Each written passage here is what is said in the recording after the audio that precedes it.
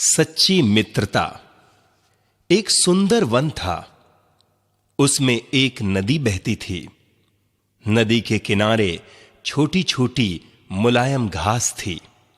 वहां 4 दोस्त रहते थे, हिरन, चूहा, कछुआ और कौवा।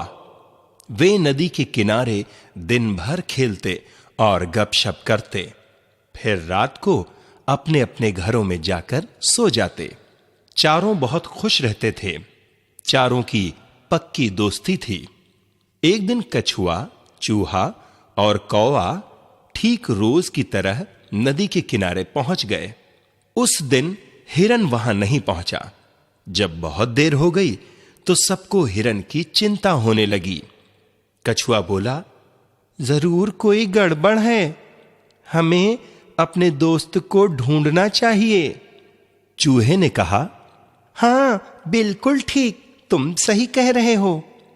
कौवा बोला, तुम दोनों यहीं रुको, मैं पहले उड़कर हिरन का पता लगाता हूं।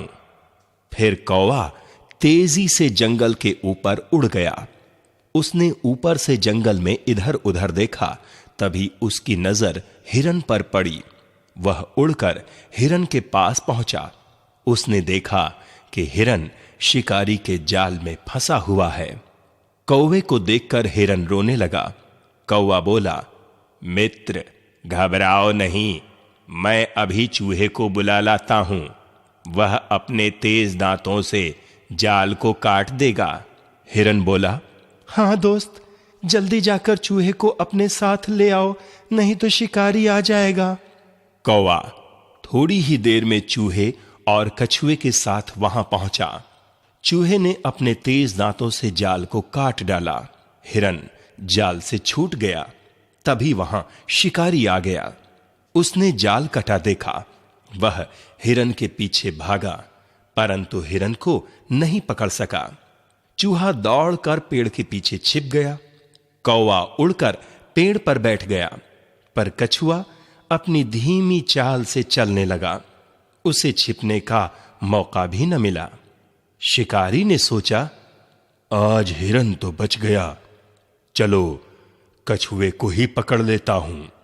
उसने कछुए को पकड़कर अपने थैले में डाल लिया। कछुए के पकड़े जाने से तीनों दोस्त बहुत दुखी हुए। वे कछुए को बचाने का उपाय सोचने लगे। तभी हिरन को एक उपाय सूझा। उसने अपना उपाय सबको बताया। उपाय के अनुसार हिरन शिकारी के रास्ते में आंखें बंद करके लेट गया और मरने का अभिनय करने लगा।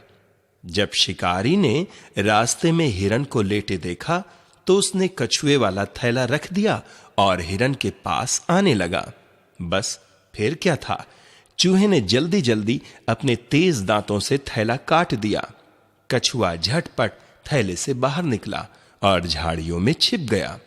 इससे पहले कि शिकारी हिरन के पास पहुंचता, हिरन उठा और छलांगे मारता हुआ जंगल में चला गया। अब शिकारी ने हिरन का पीछा करना छोड़ दिया। वह वापस कछुए वाला थैला लेने आया तो देखा वहां थैला खाली पड़ा था। उसने अपना सिर पीट लिया। वह समझ गया कि चारों की वजह से वह बेवकूफ बन गया है।